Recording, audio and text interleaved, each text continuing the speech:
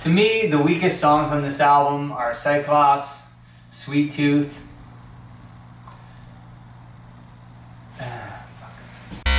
What's up, YouTube? This is Justin Symbol of the God Box. We just released a new music video. Check it out on our channel. After the popularity of my review of the new Marilyn Manson album, We Are Chaos, I was asked to review all the Marilyn Manson discography. And of course, we're going to start with the classic original album, 1994, Portrait of an American Family.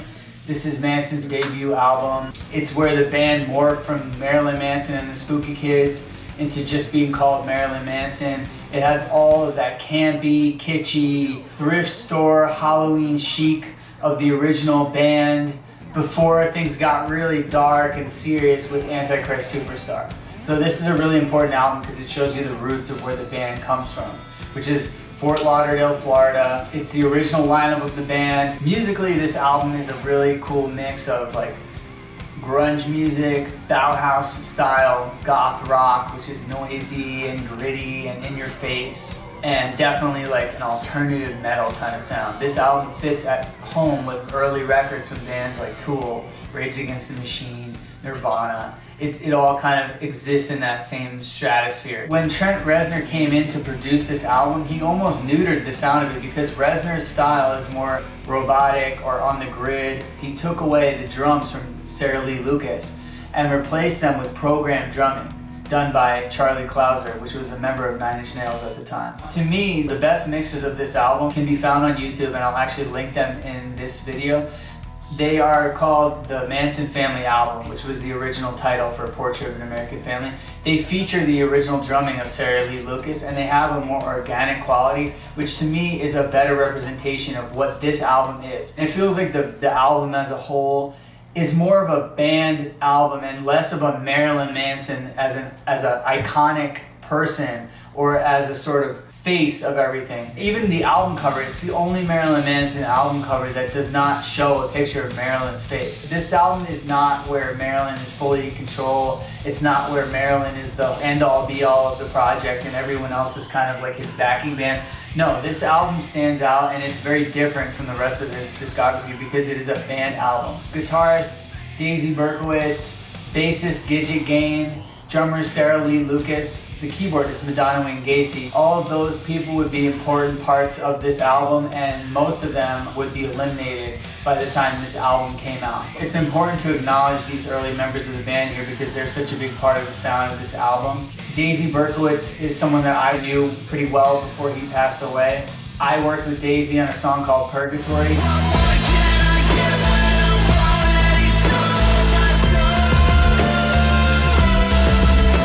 Daisy definitely has the most unique guitar tone of any Marilyn Manson guitarist.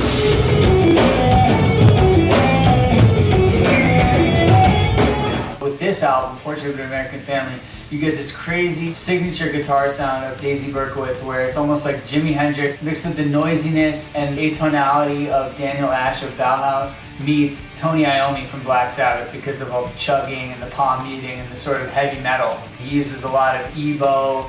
He uses a lot of wah-wah pedal, whammy bar. He uses all kinds of like techniques where he'll mix harmonics with palm muting and then have crazy like 70s rock and roll type solos.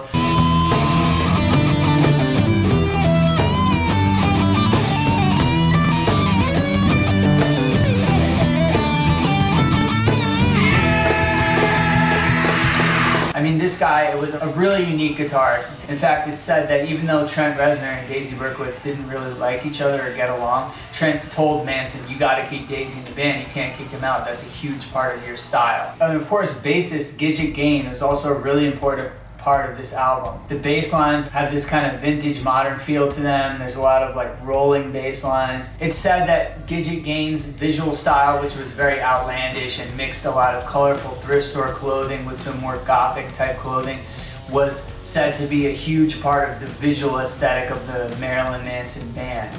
So these guys that were in the early Spooky Kids were so important to this album. After this album was recorded, Gidget Gein was kicked out of the band because of his heroin use, and he was replaced by bassist Twiggy Ramirez.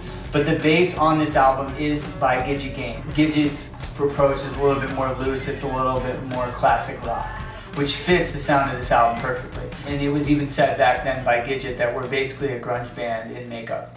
The keyboardist Madonna and Gacy made extensive use of sampling. This album has more vocal samples and like B-movie horror samples from movies like Pink Flamingos, Willy Wonka, Chitty Chitty Bang Bang, all kinds of weird cult movie samples that really makes it different from other Marilyn Manson albums. It almost brings to mind bands like My Life with the Thrill Kill Cult. It was always destined to be sort of a cult album in my opinion. It was never really a pop or mainstream album as some of Marilyn's later work became. We start the album off with Prelude, The Family Trip, which is very much a reference to the scene in Willy Wonka where they go through that tunnel and they see all these nightmarish images.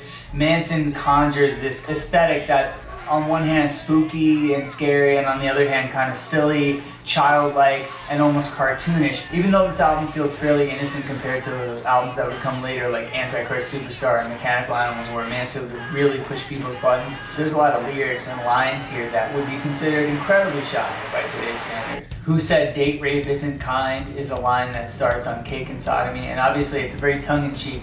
Marilyn's whole persona on this album is sarcastic. He's mocking American culture. He's doing so in a way that was almost too intelligent for its own good, and I think it went over a lot of people's heads at the time. And that's why Marilyn in interviews even said, I don't think we quite got it right with this album. I don't think people really understood what I was trying to say. I think I'm gonna do better on the next one, which was Antichrist Superstar, where his message really hit home.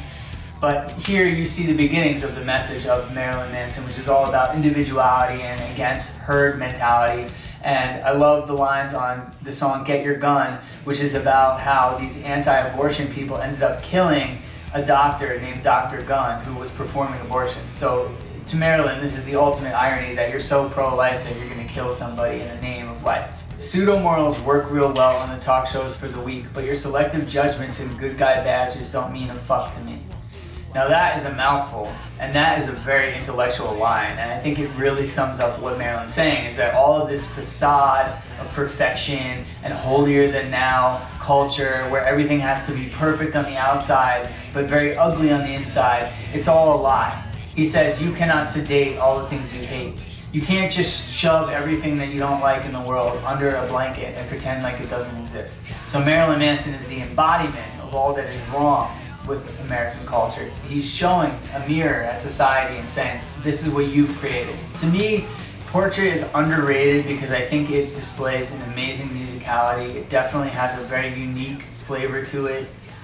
It has some classic Marilyn Manson songs, not just the hits like Lunchbox and Cake and Sodomy, which are fan favorites, but also really good deep cuts like Dogma. Snake Eyes and Sissies is a phenomenal deep cut, which really showcases all the talents of the early band. There's some really cool organ by Madonna and Gacy on there, really awesome bass lines. Wrapped in Plastic is a reference to the opening episode of Twin Peaks. Marilyn and David Lynch would later go on to collaborate with the Lost Highway soundtrack. Other songs that stick out to me are Organ Grinder and Dope Hat. Dope Hat is one of the best Marilyn Manson videos. It contains them sort of reenacting this Willy Wonka boat ride.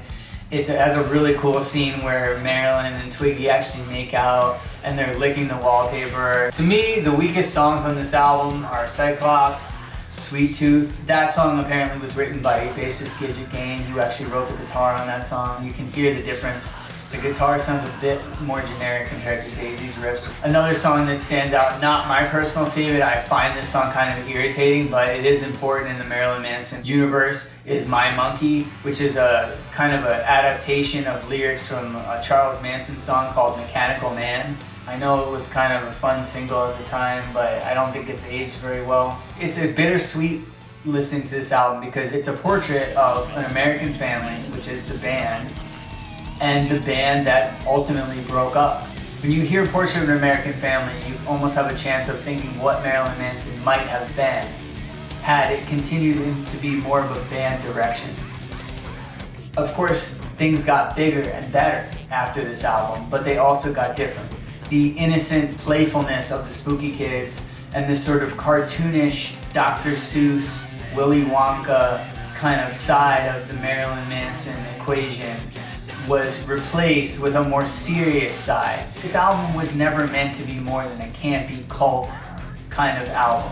And every time when I hung out with Daisy, he would say, when we did Antichrist Superstar, I really wanted it to be more of a Spooky Kids type album.